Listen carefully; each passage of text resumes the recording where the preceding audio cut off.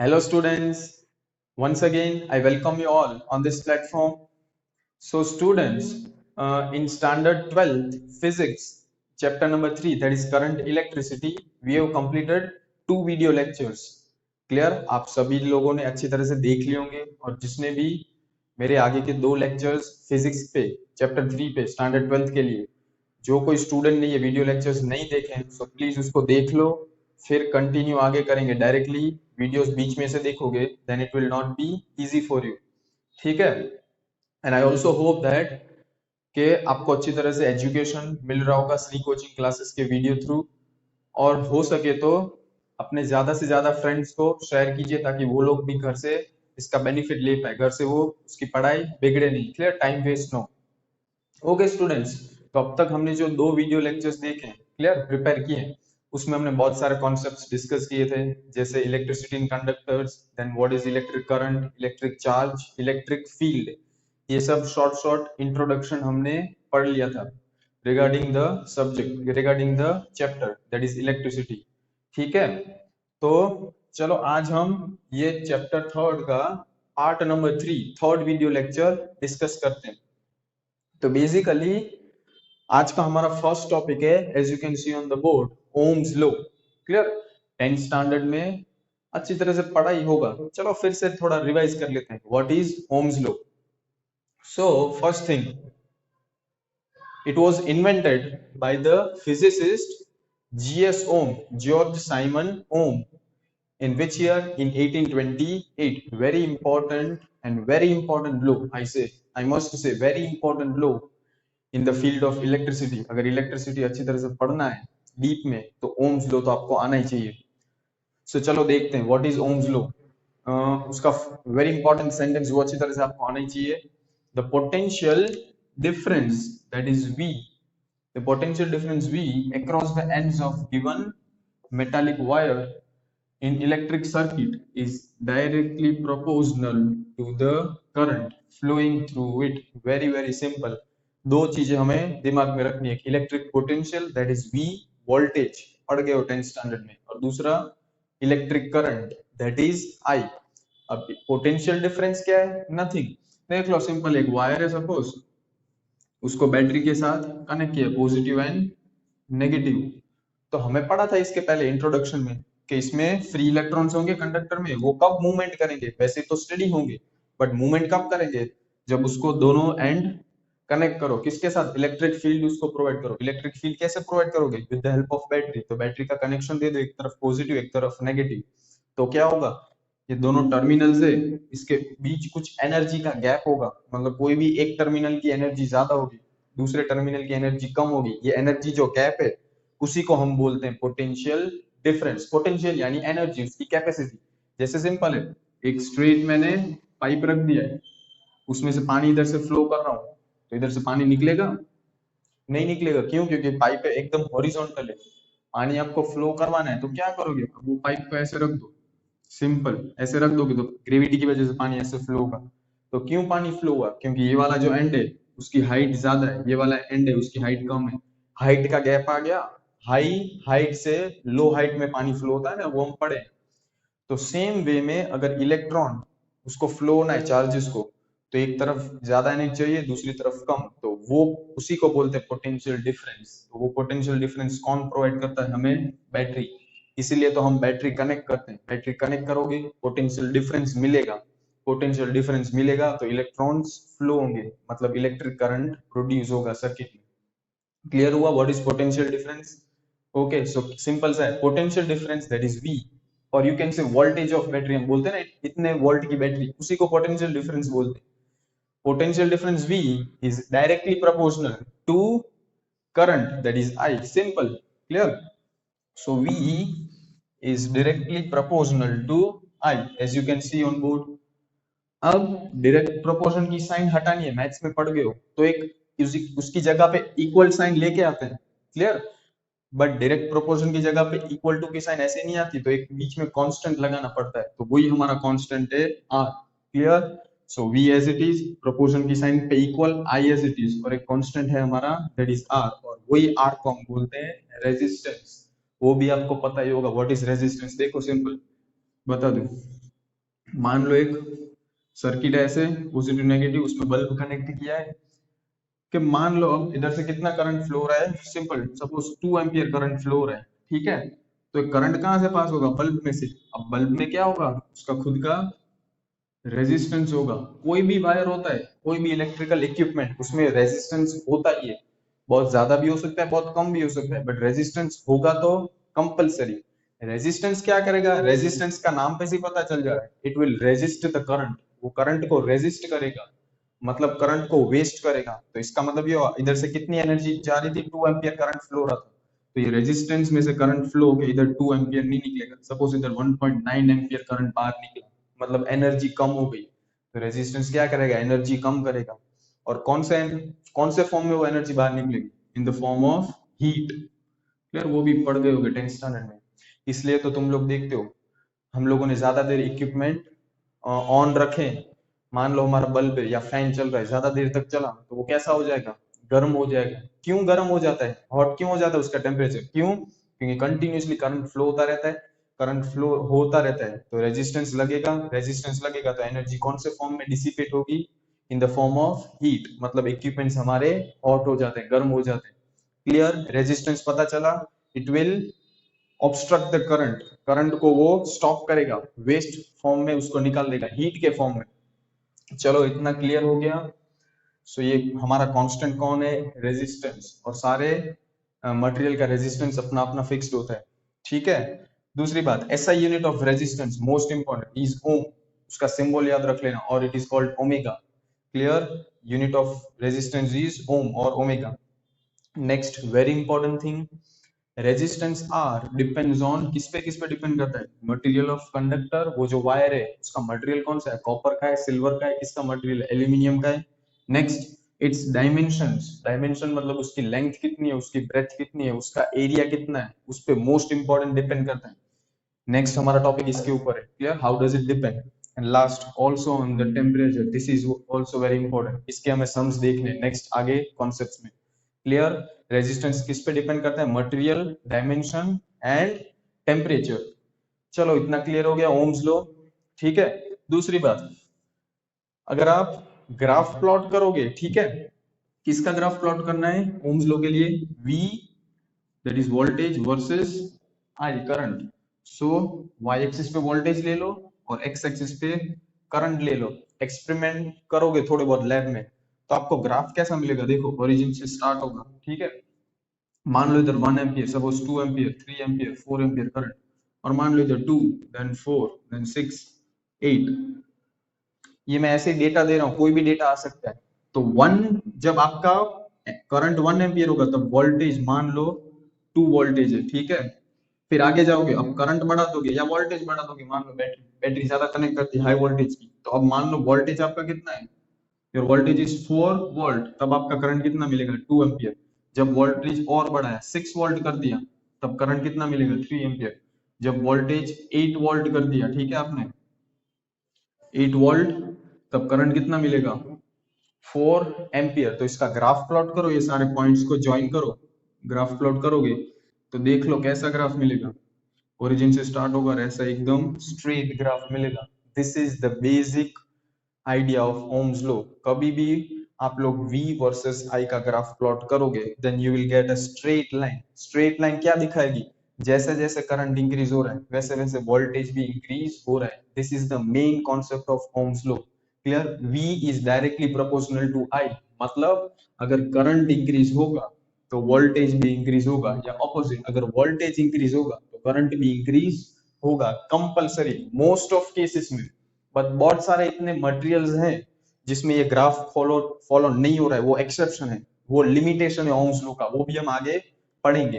Clear, तो अगर आपको एग्जाम में ऐसे पूछ, देखो ऐसे ग्राफ दिया और ऐसे क्वेश्चन पूछेंगे, फाइंड द रेजिस्टेंस, इसका रेजिस्टेंस फाइंड कर दो, ऐसे एग्जाम में पूछ दिया तो क्या करोगे, ये हमारे पास इक्वेशन है V is equal to R I, इसको ऐसे याद रखो, या V is equal to I R, ऐसे याद रखो, दोनों सेम ही है। चलो ये इक्वेशन से रेजिस्टेंस फाइंड कर ले, देखो simple, we know that V is equal to I R, Ohm's law. Clear, अब वोल्टेज कोई भी ले लो, मान लो मैं कितना ले रहा हूँ वोल्टेज, 4 को सिलेक्ट किया, so voltage 4 is equal to तो जब 4 वोल्ट है तब करंट कितना है, तो 4 के सामने ये रहा करंट 2 है, सो 2 एंड आर, अभी आर फाइंड करना है तो 2 डिवाइड में जाएगा, then you will get R is equal to 2 omega, हो गया। तो ग्राफ के ऊपर से सारी वैल्यूज फाइंड कर सकते हो, रेजिस्टेंस फाइंड कर सकते हो। क्लियर इतना? ओके फ्रेंड्स, सो ओम्स लॉ अच्छी तरह से क्लियर हो गया आई होप, ठीक है। तो उसमें हमने क्या पढ़ा, एक basic formula V is equal to I R, उसमें भी देखना था रेजिस्टेंस, तो उसमें मैंने बोला था रेजिस्टेंस किस पे डिपेंड करेगा, तीन चीजों पे, उसमें से एक थी dimension. So let us understand how resistance R depends on dimension. Resistance कैसे डायमेंशन पे डिपेंड करता है, डायमेंशन मतलब उसकी लेंथ, ब्रेड्थ और एरिया यू कैन से, ठीक है। तो देख लो सिंपल सा एक बात है, ये कंडक्टर लिया हमने, conductor means wire, cylinder shape में ले सकते हो, और ये क्यूबॉइड शेप का हमने लिया, ठीक है, उसमें डिफरेंस नहीं होगा। मैं सिर्फ आपको बताऊंगा कि कैसे वैल्यूज चेंज होगी। तो एक वायर लिया हमने क्यूबॉइडल शेप, उसकी लेंथ कितनी है L, अब उसकी ब्रेथ नहीं दी है बट उसका हमें एरिया दिया है। मान लो देखो ये वाला एंड और ये वाला एंड, इसको आप लोग बैटरी से कनेक्ट करोगे पॉजिटिव नेगेटिव टर्मिनल के साथ, मतलब यहाँ से करंट फ्लो होगा, तो जहां से करंट एंटर होगा वो एरिया कितना ले लिया, वो स्क्वायर शेप या रेक्टेंगल जो भी बनेगा उसका एरिया कितना है A, length L and area cross section area, पूरे का नहीं, कितना एरिया, उतना एरिया, उतना फेज जहां से करंट एंटर करता है, so that is area A, ठीक है। ओके, तो बैटरी का सपोज हमें वोल्टेज दिया है, बैटरी वोल्टेज कितना है V, पोटेंशियल डिफरेंस। मान लो ये जो कंडक्टर है वायर, उसका रेजिस्टेंस कितना है R है, एक पीस का, सिर्फ एक स्लैब का। फिर करंट मान लो कितना फ्लो हो रहा है इसमें से, I करंट फ्लो हो रहा है, मैं इधर से बता दूं सपोज, इसमें ऐसे करंट फ्लो होगा, कितना करंट I, तो ये वैल्यूज है। अब इसमें ओम्स लॉ लगा सकते हो, क्या था ओम्स लॉ हमने पढ़ा अभी, V is equal to I R, हमने पढ़ा था अभी, ठीक है। फिर इसमें से कितने सारे बना सकते हो फॉर्मूलास, जैसे कि मैं बोल दूं आपको कि V इसमें से I निकाल रहा हूं, then I V equal to V by R, और एक और बना सकते हो R, so R is equal to V by I, ये दोनों इक्वेशन इसमें से निकलेंगे ना, कुछ नहीं है, सिंपल I फाइंड करना है तो R डिवाइड में चला जाएगा। अब उसमें केस नंबर 1, ये तो एक ही वायर था, case 1, joining two bars in series, ऐसे दो पीसेस हमने सीरीज में, ऐसे दो वायर लिए, कैसे कनेक्ट किया सीरीज में, सीरीज में मतलब एंड टू एंड, देख सकते हो फिगर, एक स्लैब रखा, एक वायर, एक पीस, उसके साथ दूसरा पीस अटैच कर दिया, तो you can C wire number 1 wire number 2 दोनों को एंड टू एंड ज्वाइन कर दिया, सीरीज कनेक्शन, पढ़ गए हो 10th स्टैंडर्ड में। तो चलो सीरीज में कनेक्ट किया तो सिंपल, इसकी लेंथ L होगी, पहले थी, इसकी भी L है, ठीक है। तो अब ये केस में बताओ, इसमें टोटल लेंथ कितनी हो गई, अब that is L plus L 2L हो गई, पहले एक था अब दो ज्वाइन कर दिए, ठीक है। दूसरी बात, अब मुझे बताना, देखो इसमें से करंट कितना होगा बता सकते हो, what will be the current, simple है, अब इसको इधर कनेक्ट करोगे पॉजिटिव टर्मिनल के साथ, और ये वाला एंड किधर कनेक्ट करोगे with negative, positive and negative के साथ कनेक्ट करोगे, तो इसमें से कितना करंट फ्लो होगा, I, बैटरी में से पहले हो रहा था, इधर से फ्लो होगा, इधर से करंट जाएगा जाएगा जाएगा, करंट चेंज होगा, नहीं होगा, सीरीज कनेक्शन में करंट चेंज नहीं होगा, क्लियर, वो हमने पढ़ा था। तो करंट अभी भी कितना होगा, सेम जो पहले था वो करंट I। नेक्स्ट चीज वेरी इंपॉर्टेंट, वोल्टेज और you can say potential difference, अब ये कितना सेम होगा, नहीं होगा, क्यों, देखो ये एक पीस का पोटेंशियल डिफरेंस कितना था, V वोल्ट था, अब ऐसे दो पीसेस सीरीज में लगा दिए तो क्या हो जाएगा, इसका V वोल्टेज और इसका भी V वोल्टेज, मतलब अब टोटल वोल्टेज कितना हो जाएगा, V plus V, that is 2V हो जाएगा, क्लियर। टोटल लेंथ डबल हो गई, 2L हो गई, करंट सेम रहा, सीरीज में करंट सेम रहता है, पैरेलल में करंट डिस्ट्रीब्यूट हो जाता है, so current is same, series में वोल्टेज डबल हो गया क्योंकि दो को कनेक्ट किया, दैट इज 2V, ठीक है। अब नेक्स्ट हमें फाइंड क्या करना है, रेजिस्टेंस। तो सपोज मैं बोल दूं कि अब ये नया जो हमारा पूरा डायग्राम बन गया, दो को ज्वाइन करके, उसका रेजिस्टेंस हमें फाइंड करना है, तो मुझे पता नहीं है, तो मैं सपोज R1 लिख दे रहा हूँ, so you have to find R1, हमें R1 ढूंढना है, तो चलो ढूंढते हैं। हमारे पास ओम्स लॉ है, V is equal to I R, उसमें से हमें क्या ढूंढ सकते हैं, R ढूंढ सकते हैं, कैसे, R ये रहा, R is equal to V by I, पर ये तो फर्स्ट केस के लिए था, सेकंड केस के लिए R मैंने क्या ले लिया, resistance, I have taken R1, ठीक है। अब V क्या दिखाएगा, V शोज वोल्टेज, इधर लिख दूं, V मतलब वोल्टेज, और I क्या दिखाएगा, I shows current and R shows resistance. तो रेजिस्टेंस कितना है, R1। वोल्टेज कितने हैं, तो वोल्टेज भाई डबल हो गए, V plus V that is 2V हो गए, डिवाइड बाय करंट। करंट कितना है, current is the same that is I। So this is your new resistance R1, ये हमें ढूंढना है। Okay, so R1 is equal to, चलो अब इसमें कुछ पुट कर सकते हो। देखो मैं मान लो 2 को ऐसे ही रख दूं, तो अब क्या हो गया, ये V बाई I, देख सकते हो 2 as it is V divided by I। तो ये रहा V बाई I, इसको इक्वेशन 1 दे दो ये वाले को। So what is the value of V by I, V by I means R। So V by I इसकी जगह पे क्या पुट कर दिया मैंने, R। कहां से, फ्रॉम इक्वेशन 1। पता चल रहा है कि नहीं चल रहा है, देख लो। सो देयरफॉर क्या हो गया, final R1 is equal to 2 times R। ये रिजल्ट बहुत इंपॉर्टेंट है, क्लियर। R1 मतलब हमारा नया रेजिस्टेंस ये पूरे का, वो कितना हो गया, 2 टाइम्स मतलब डबल। किसका डबल हुआ, R का। R क्या था हमारा पुराना। इसका मतलब ये हुआ कि अगर वायर की लेंथ डबल कर दी, देखो लेंथ डबल हो गई तो उसका रेजिस्टेंस भी डबल हो जाएगा। लेंथ ट्रिपल कर दी, ऐसे 3 वायर जोड़ दिए होते तो इधर क्या आ जाता, 3 आ जाता। मतलब इसका मतलब एक ही सिंपल है, R is directly proportional to L। ये एक बात याद रख लेना, क्लियर। क्योंकि लेंथ डबल होगी तो रेजिस्टेंस भी डबल होगा, लेंथ ट्रिपल होगी तो रेजिस्टेंस भी ट्रिपल होगा, मतलब लेंथ बढ़ेगी तो रेजिस्टेंस भी बढ़ेगा। इसको यही बोलते हैं ना डायरेक्टली प्रोपोर्शनल। पता चला कि नहीं। सपोज आपको एग्जाम में ऐसे क्वेश्चन पूछेंगे, मेरे पास एक वायर है, उसकी लेंथ है 2 सेंटीमीटर, ठीक है, याद रखना लेंथ 2 सेंटीमीटर, और अगर उसका रेजिस्टेंस है 10 ओमेगा, उसकी लेंथ 2 सेंटीमीटर, उसका रेजिस्टेंस 10 ओमेगा। अब सेम टू सेम वायर ले लिया वही मटेरियल का, बट उसकी लेंथ अब मैंने कर दी सपोज 6 सेंटीमीटर, तो अब उसका रेजिस्टेंस कितना, तो बता सकोगे ये फॉर्मूला से। लेंथ 2 थी, उसमें से 6 कर दी, क्या की, डबल की, नहीं डबल नहीं की, ट्रिपल की। 2 3 जा 6, लेंथ ट्रिपल की, लेंथ ट्रिपल की तो रेजिस्टेंस भी ट्रिपल हो जाएगा। तो रेजिस्टेंस कितना था, 10, तो अब उसका ट्रिपल मतलब 10 3 जा 30। सिंपल रूल है, क्लियर। तो ये very very important, R is directly proportional to length. पता चल गया पूरा, इजी है, इसमें डाउट।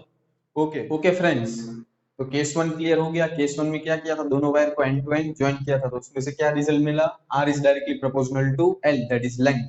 चलो case 2, cut the wire in 2 pieces. अब एक ही वायर था बट उसको बीच में से काट दे रहे हैं, देख सकते हो ये रहा पूरा एक वायर था, बीच में से कट कर दिया, तो अब कनेक्शन कैसा हो जाएगा, ऊपर का ये पूरा एक वायर बन गया फर्स्ट वायर, और ये जो नीचे का दूसरा पीस है दैट इज सेकंड वायर। दो वायर बीच में से कट गए, अब जुड़े हुए हैं, तो कैसा कनेक्शन होगा, इट विल बी पैरेलल। इसके पहले कैसा कनेक्शन था, सीरीज। चलो तो अब ये डिस्कस करें। अब सिंपल सी बात है, इसमें लेंथ कितनी रहेगी, लेंथ कितनी है, ऐसे बीच में से काट रहे हो, लेंथ तो उतनी है L, क्लियर। अब एरिया, अब एक एक का एरिया, क्लियर। ईच एरिया पहले कितना था, पूरा ए था, अब बीच में से कट गया, देख लो यहाँ से कट जा रहा है, तो पूरा ए था, तो ये दोनों कितने हो जाएंगे, half, that is a/2 clear. Next voltage, कैसा कनेक्शन है, पैरेलल कनेक्शन। पैरेलल कनेक्शन में वोल्टेज कैसा होता है, सेम रहता है, करंट डिवाइड हो जाएगा। सीरीज कनेक्शन में क्या होगा, करंट सेम रहेगा, वोल्टेज चेंज हो जाएगा। सो इन पैरेलल कनेक्शन वोल्टेज भी सेम जो इसमें था, clear. Next current in the each wire, parallel connection में करंट चेंज हो जाएगा, क्यों, क्योंकि इसको बैटरी के साथ कनेक्ट करोगे यहाँ से, तो जैसे इधर से करंट निकलेगा, आई करंट फ्लो होगा यहाँ से, ठीक है, तो करंट यहाँ पे जाके जाएगा। अब इधर दो रास्ते बन जाएंगे, एक करंट अपर हाफ में से जाएगा, दूसरा नीचे के वायर में से। तो आई करंट था तो कितना हो जाएगा, इधर भी I/2 हो जाएगा और नीचे भी I/2, करंट डिवाइड हो गया, हाफ हो गया, so current becomes I/2।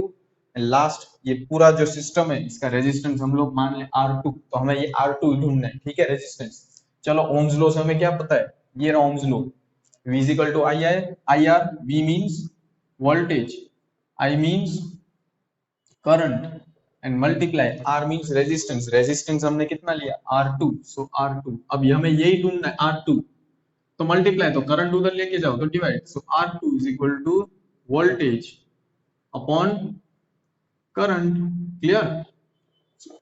so finally R2 voltage कितना है, voltage is same that is V volt, ठीक है।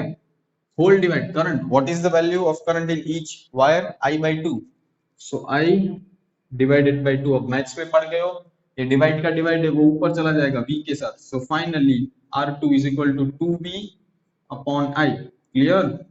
एंड वन मोर, ये v by I, v by आई की जगह पे क्या पुट कर सकते हो, v बाई आई की जगह पे r पुट कर सकते हो इक्वेशन 1 में से। तो 2 as it is, v by I means r from equation 2। अब ये रिजल्ट देखो, R2 is equal to 2 times R, resistance फिर से कितना हो गया, डबल हो गया इसके पहले वाले केस में। बट बहुत ज्यादा कंफ्यूजन होगी, देखना इसके पहले लेंथ डबल हुई थी, 2L, दो वायर जोड़े थे ना L और L, 2L, बट इसमें लेंथ डबल नहीं हुई है। इसमें कहां पे चेंज आया, एरिया आधा हो गया है। देख लो फिर से, एरिया हाफ हो गया, एरिया हाफ हुआ तो जो रेजिस्टेंस था नया वो डबल हो गया। Very interesting case. इसमें क्या था, लेंथ डबल हुई थी तो रेजिस्टेंस भी डबल हुआ था, डायरेक्ट प्रोपोर्शनल। बट इसमें ना तो लेंथ लेंथ चेंज नहीं हुए, एरिया चेंज हुआ, एरिया डबल नहीं हुआ है, एरिया क्या हो गया, आधा। So area becomes half, area आधा हुआ तो उसका रेजिस्टेंस डबल हो गया, मतलब इनवर्स प्रोपोर्शन बोलते हैं। सो रेजिस्टेंस इज, ये साइन है और 1 अपॉन फॉर्म में आ जाए तो inverse, resistance is inversely proportional to area. Very very important case, clear. मतलब क्या, इसको इनवर्स प्रोपोर्शन बोलते हैं, 1 डिवाइड के फॉर्म में। एरिया आधा हो गया तो रेजिस्टेंस डबल होगा, उल्टा। मतलब अगर एरिया 3 गुना कम हो गया, 3 गुना कम हो गया तो रेजिस्टेंस 3 गुना बढ़ गया। एक घटेगा तो दूसरा बढ़ेगा, that is called inverse proportion. ये पता चल गया केस 2, ठीक है। सपोज देखो, ये नोट डाउन कर लेना, ठीक है। इसका एग्जांपल देता हूँ, ये मिटा दो ऊपर से। देखो एक एग्जांपल, एग्जाम में पूछेंगे, एक वायर था, ठीक है, उसकी लेंथ हमें सपोज 2 सेंटीमीटर दी थी, ये उसका एरिया है वो 4 सेंटीमीटर स्क्वायर मान लो दिया है। अब उसकी लेंथ उतनी की उतनी है, लेंथ देख सकते हो दोनों की सेम, बट एरिया कितना हो गया, मान लो 4 में से 8 हो गया। पहले 4 था ये वाला एरिया, अब ये एरिया कितना हो गया, 8, मतलब क्या हो गया, एरिया डबल हो गया। लेंथ 2 सेंटीमीटर है, तो मान लो ये फर्स्ट वाले वायर की जो रेजिस्टेंस है वो 4 ओमेगा दी है।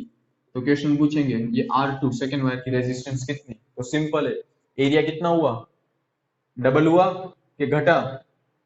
तो मान लो ऐसा उल्टा बोल दो, सपोज ये दिया है तुम लोग को, इसका रेजिस्टेंस दिया है कितना, 4 ओमेगा, तो इसका रेजिस्टेंस कितना, ऐसे बोल, नहीं तो उसमें कंफ्यूज हो गए। तो देख लो, सिंपल है, एरिया कितना है, 8 सेंटीमीटर स्क्वायर। ये वायर पतला हो गया मतलब एरिया डिक्रीज हुआ, एरिया कितना हो गया, 4, 4 मतलब 8 में से 4 हुआ, मतलब डिवाइड 2, आधा हो गया, ये वाला केस आधा। तो अब हमें पता है जैसे ही एरिया आधा होगा, घटेगा, तो रेजिस्टेंस उतना ही बढ़ेगा, क्लियर। रेजिस्टेंस हाफ हो गया, सॉरी एरिया हाफ हो गया तो रेजिस्टेंस डबल होगा, इनवर्स प्रोपोर्शन। तो कितना हो जाएगा, 4 का double, that means it will become 8 omega. देख लो फिर से, एरिया क्या हुआ, एरिया 8 में से 4 हुआ, घटा, तो रेजिस्टेंस बढ़ा।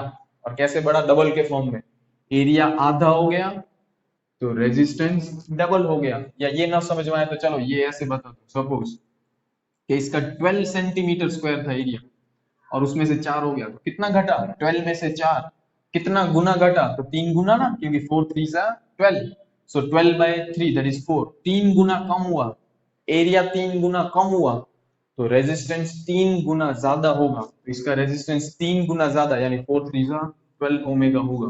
तो ये बात क्लियर हो गई, ये दोनों doubt इसमें case 1 and case 2। Okay friends, so I hope that both the cases will be clear to you। ठीक है, अच्छी तरह से समझ आ गए।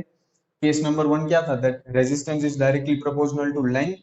Case 2, resistance is inversely proportional, 1 divide form में होता है, it is inverse, resistance is inversely proportional to area। and first ohms law हमने पढ़ लिया, V is equal to IR। अब चलो नेक्स्ट थोड़ा कुछ डेरिवेशन देखते हैं, एक नया फॉर्मूला देखते हैं, that is resistivity and one more thing, that is conductivity। ठीक है, ये दोनों चीजें चलो पढ़ते हैं क्या है। तो R means resistance and resistivity, resistance and resistivity दोनों अलग है, सेम वे में कंडक्टिविटी पढ़ना है। तो कुछ नहीं करना, देखो क्या करना है, सो कंबाइनिंग इक्वेशन 2 एंड 3, सेकेंड और थर्ड इक्वेशन को कंबाइन करो। कैसे कंबाइन करोगे, दोनों की लेफ्ट साइड में क्या है, R, so R as it is, फिर क्या है, प्रोपोर्शन की साइन, सो प्रोपोर्शन, अब दोनों की राइट साइड चेक करो, डिफरेंट है। तो इसकी राइट साइड में कौन है, एल, और इसकी राइट साइड में एल, इसकी राइट साइड में 1/a। सो 1/a कुछ ना हो तो बीच में कौन सी साइन होती है, मल्टीप्लाई, मैथ्स में पढ़ गए। So finally r is directly proportional to l into 1, that is l upon a। फिर से नेक्स्ट स्टेप पढ़ गए हो, r एज इट इज, ठीक है।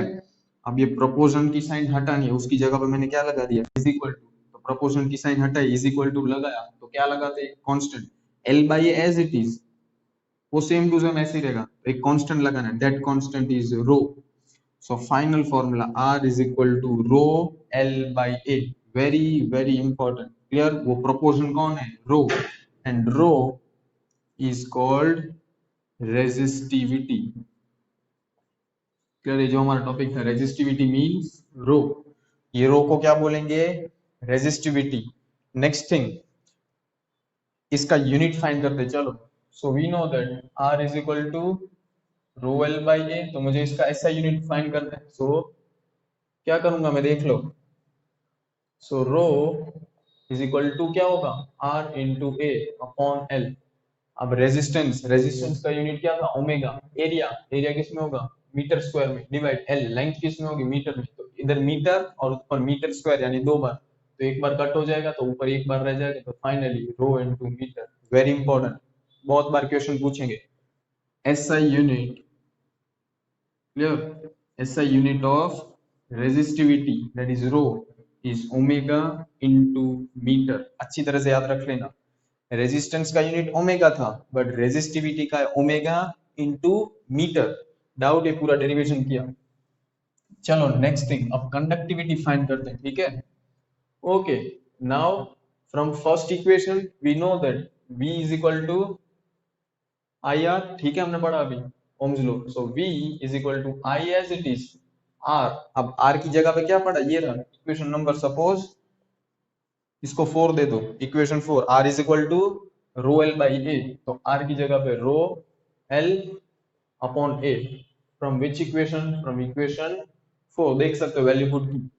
ओके, नेक्स्ट थिंग, ये होल डिवाइड में, so v is equal to, now this thing I and divide a, so I by a is called j। ये मैं समझा रहा हूँ, ठीक है। I by a की जगह पे j पुट किया, then rho as it is and L as it is। अब ये एक्सप्लेन कर दूं, देखना इधर, I that is current upon a that is area, this is called j, and j means current density। तो ये भी एक चीज याद रखनी है, what is the meaning of J, J means current density. उसका formula I by A, I means current and A means area. तो इसका यूनिट क्या होगा, what will be the unit, I means ampere, unit है ना I current का, and A area का क्या है, मीटर स्क्वायर। सो ये भी एग्जाम में पूछेंगे, what is the SI unit of current density, that is J। सो उसका एसआई यूनिट है ampere upon metre square. Clear, चलो इतना डाउट। ओके, नेक्स्ट थिंग, कि मान लो जब आपने वायर लिया था, ठीक है, फिर से बता दो, जो हमने वायर लिया उसको बैटरी के साथ हमने कनेक्ट किया था, पॉजिटिव नेगेटिव के साथ। तो उसमें हमने पता है क्या पढ़ा था, इलेक्ट्रिक फील्ड बनेगी, that is positive and negative. तो कुछ ऐसे फील्ड जाएगी ना, पॉजिटिव नेगेटिव, कौन सी, इलेक्ट्रिक फील्ड। ये फर्स्ट और सेकंड पार्ट में हमने अच्छी तरह से पढ़ लिया। सो सपोज इलेक्ट्रिक फील्ड, यार अच्छी तरह से देखना, suppose electric field is E। Electric field कितनी हमने अप्लाई की बैटरी से, E।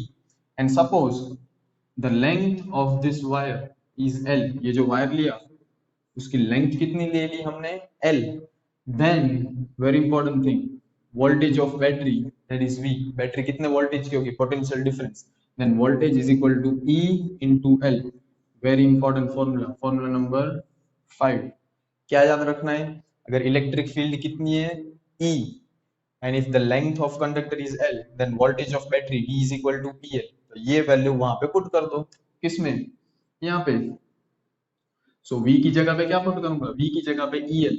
सो लिख रहा हूँ, V की जगह पे EL पुट किया, from equation 5 is equal to, ये वाला इक्वेशन लिख रहा हूँ, ठीक है। V की जगह पे EL, यहाँ से इक्वेशन 5 में is equal to J rho L, J rho L।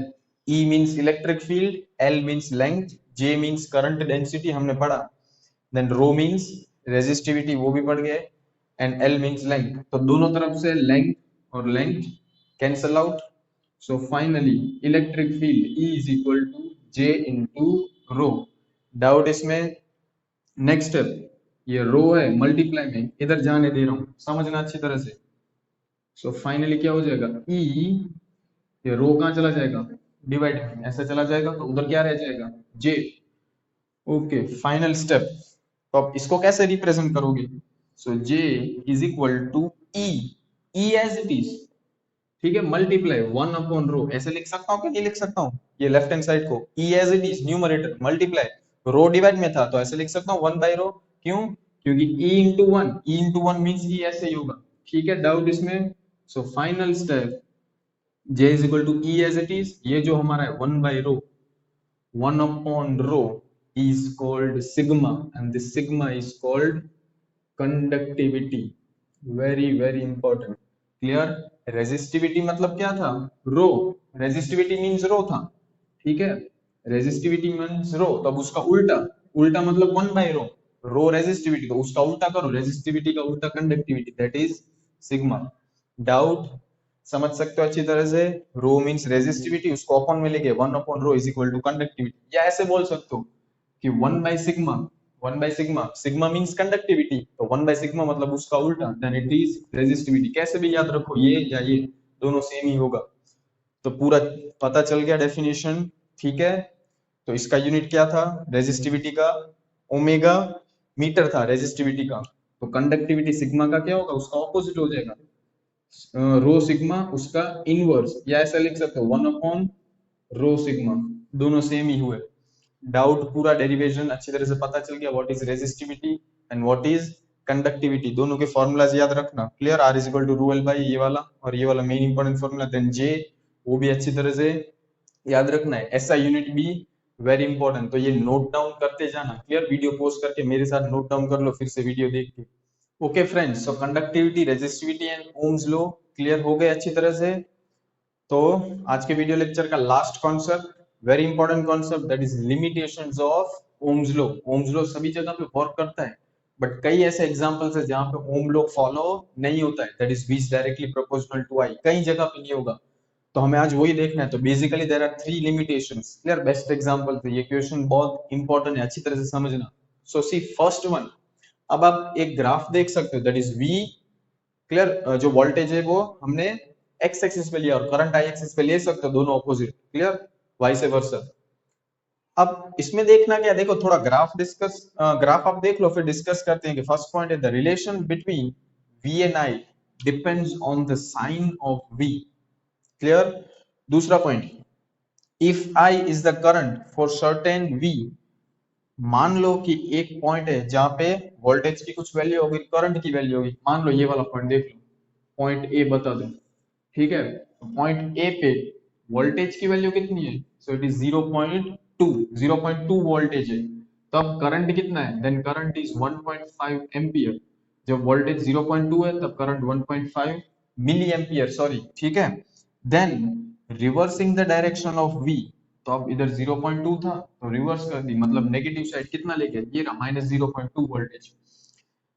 then reversing the direction of V, but its magnitude same है, सिर्फ साइन चेंज हुई, वोल्टेज की साइन चेंज हुई. then it does not produce the current of same magnitude as in opposite direction. तो क्या होना चाहिए था, ये पॉइंट बी देख लो, पॉइंट बी पे वोल्टेज कितना है -0.2, बट करंट देख लो 1 माइक्रो एम्पियर, यानी 10⁻⁻6 एम्पियर, और ये मिली एम्पियर 10⁻⁻3. तो सिंपल सी बात है, अगर वोल्टेज 0.2 है, वोल्टेज 0.2 तो करंट 1.5 मिली एम्पियर है, तो क्या होना चाहिए था, तो ऐसा होना चाहिए था कि वोल्टेज नेगेटिव ले गए, 0.2 में से -0.2, तो करंट कितना होना चाहिए था, इधर 1.5 था तो इधर -1.5 होना चाहिए था, बट ऐसा नहीं हुआ. सेम वैल्यू के सामने सेम वैल्यू नहीं आई, देखो, इसलिए ये फर्स्ट एक्सेप्शन और यू कैन से लिमिटेशन. और ऐसा किसमें देखा जाता है, डायोड्स में. डायोड्स आगे पढ़ना है. डायोड कितनी जगह पे यूज होते हैं, सर्किट में यूज होते हैं, ठीक है, लेजर लाइट में यूज होते हैं, फिर ऑप्टिकल विंडोज में, वो सब आगे पढ़ेंगे. पता चल गया, डायरेक्शन रिवर्स की, मैग्नीट्यूड सेम है वोल्टेज का, तो करंट में भी 1.5 मिली एम्पियर था तो इधर भी -1.5 आना चाहिए, बट ऐसा नहीं आया, करंट की वैल्यू चेंज हो गई. सेकंड लिमिटेशन एकदम इजी है.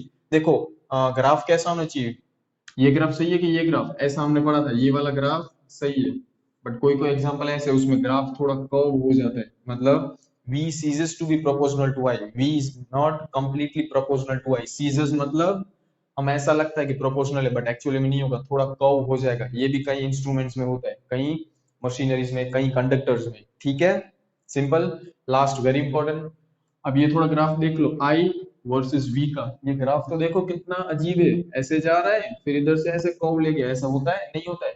ओम्स लॉ ने क्या बोला, ग्राफ एकदम स्ट्रेट होना चाहिए, तो इधर देखो क्या हो गया, ऐसा स्ट्रेट गया, तो ये कैसा रीजन है, ये वाला ग्राफ सही है, दिस इज लीनियर रीजन, ऐसा होना चाहिए, स्ट्रेट होना चाहिए, बट आगे जाके देखो कैसा हो गया, ऐसे कर्व ले लिया, कर्व ले लिया मतलब b is not directly proportional to I, that is non linear reason.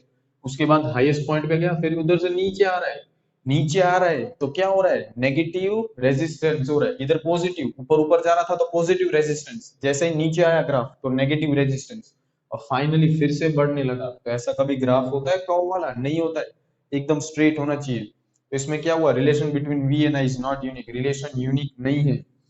There is more than one value of v for same current, एक ही करंट के लिए v की दो वैल्यू है। जैसे आप बोल सकते हो, देखो कि करंट यहाँ पे ये पॉइंट ले लूं तो इधर ये रहा, तो ये करंट के लिए वोल्टेज की ये कुछ वैल्यू होगी, अब वही करंट के लिए वोल्टेज की ये भी वैल्यू होगी, मतलब करंट एक है, करंट एक बट उसकी वोल्टेज की वैल्यू दो दो है, ऐसे हो सकता है, पॉसिबल नहीं है। ऐसा किस में होता है, ये ग्राफ किसका है, GAAS, ये याद रख लेना, उसका फुल नेम है गैलियम, दैट इज GAAS मतलब आर्सेनिक, तो दोनों को जोड़ दिया तो क्या बन गया, गैलियम आर्सेनाइड, ये कंपाउंड है, ठीक है, गैलियम आर्सेनाइड, ये पढ़ना है, this is very important, semiconductor है, ठीक है, बहुत जगह पे ये काम आता है, ये सब हम आगे पढ़ेंगे, तो ये याद रखना, ये वाला ग्राफ गैलियम आर्सेनाइड का, ये फर्स्ट वाला डायोड का, ठीक है, तो तीन लिमिटेशन पता चल गए ओम्स लॉ के, this is very important concept, ठीक है। Okay friends, so I hope कि आज के सारे कॉन्सेप्ट्स हैं वो अच्छी तरह से आप लोगों को क्लियर हो गए होंगे, ठीक है। तो आज हमने जितने भी कॉन्सेप्ट्स पढ़ लिए उसके ऊपर से थोड़े क्वेश्चन मैं आपको होमवर्क में दे रहा हूँ, ठीक है, आप नोट्स में अपने अच्छी तरह से आंसर्स लिखना, तो आपका अच्छी तरह से रिवाइज हो जाएगा पूरा chapter topic wise, clear. So you can see the questions, देख सकते हो आप, क्वेश्चन 1 2 3 4, चार क्वेश्चन जो आज हमने पढ़े एकदम सिंपल से, ठीक है, नोट डाउन इसको कर लो, क्लियर, ओके। तो अब नेक्स्ट लेक्चर में और नए कॉन्सेप्ट्स पढ़ेंगे, क्लियर। वहां से अब जो नेक्स्ट लेक्चर के कॉन्सेप्ट्स आएंगे वो वेरी वेरी इंपॉर्टेंट कॉन्सेप्ट्स है, ये थोड़े बेसिक थे, 10th में पढ़ गए हो, क्लियर, दैट जैसे ओम्स लॉ। और दूसरी बात, नेक्स्ट लेक्चर से सम्स हम थोड़े ट्राई करेंगे सॉल्व करने की, ठीक है, क्योंकि ये चैप्टर में से सम बहुत इंपॉर्टेंट है। Okay friends, so keeping it over here, but most important thing, stay home and stay safe, clear, thank you.